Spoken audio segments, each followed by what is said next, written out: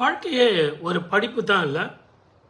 பிறந்த உடனே தாய் சொல்ல கேட்டோம், பிறகு மனைவி சொல்ல கேட்டோம், நடுவில் கொஞ்ச நாள் வாத்தியார் சொல்ல கேட்டோம், படித்தோம். கேட்டல் கேட்டல் கேட்டல் கேட்டுக்கிட்டே இருக்கணும் இல்லையா?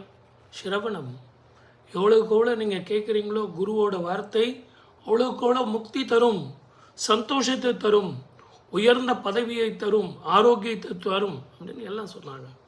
ஆனால் நான் சொல்ல போகிற இப்போ விஷயம் என்னன்னு கேட்டிங்கன்னா, இவ்வளவு சிரவணம், இவ்வளவு கேட்டிங்க, அம்மா சொன்னதை கேட்டிங்க, வாத்தியார் சொன்னதை கேட்டிங்க, ப்ரொஃபஸர் சொன்னதை கேட்டிங்க, ஆஃபீஸில் வேலை செய்கிறவங்க அதிகாரிகள் சொல்கிறத கேட்டிங்க, அதே மாதிரி உங்களுடைய ஆசை மனைவி, பேரன், பேத்தி, இவங்கெல்லாம் உறவுகள், நட்புகள், இவங்கெல்லாம் சொல்கிறத காது கொடுத்து கேட்டிங்க கேட்டிங்க கேட்டிங்க.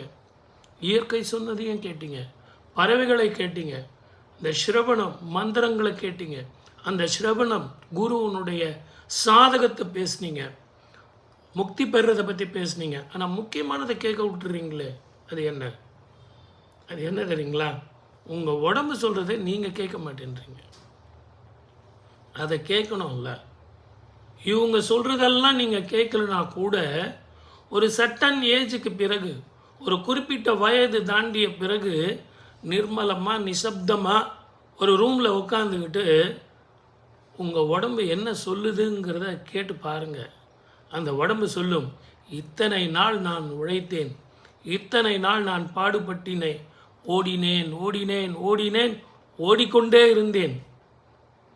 யாருக்காக? யாருக்காக? இறைவனை காணவா?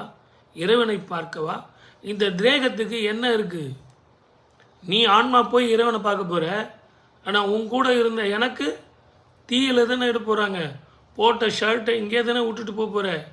அப்போ எனக்கு என்ன பயன்? நான் சொல்கிறத கொஞ்சம் காது கொடுத்து கேட்க மாட்டியா? கேட்பியா கேட்க மாட்டியா? சொல்லுங்கள். இவ்வளோ நாள் உங்களோட இருக்கு, 60 வருஷமாக, 70 வருஷமாக, ஒரு சில பேருக்கு 80 வருஷமாக, 90 வருஷமாக, சில பேர் கொடுத்து வச்சவங்க 100 வருஷமாக இருக்கீங்களே. ஒரே ஒரு நிமிஷம் அந்த உடம்பு சொல்கிறத காது கொடுத்து கேட்க மாட்டிங்களா? இவ்வளவு நாள் நான் ஓடினேனே, உனக்காக வாழ்ந்தேனே, எனக்கு எதிர்பார்ப்பு எதுவும் இல்லாமல் உனக்காக வாழ்ந்தேனே, நீ குடியிருக்க நான் கோவிலாக இருந்தேனே, இந்த ஆலயமே இறைவன் வாழும் ஆலயம்லாம் என்னை பாராட்டினியே, இந்த ஆலயத்துக்கு நீ என்ன தரப்போகிற? அதுதான் வாழ்க்கையின் ரகசியம். நல்லா புரிஞ்சுங்க, யோசனை பண்ணி செய்யுங்க. உங்கள் உடம்பு சொல்கிறத கேளுங்க.